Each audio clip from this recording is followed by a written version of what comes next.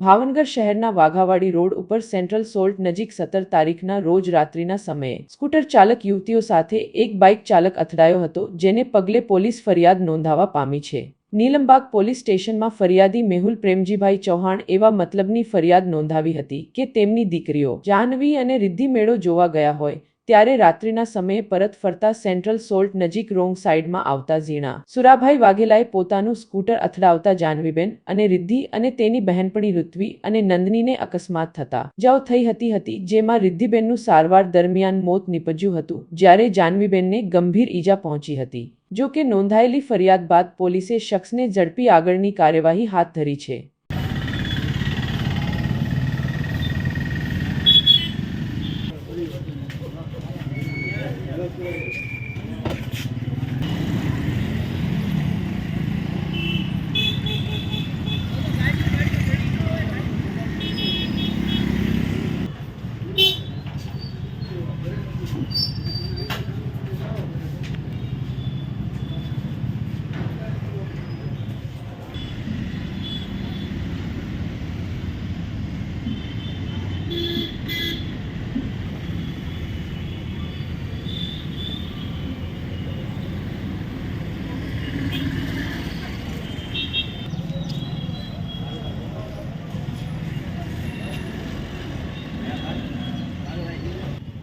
भाई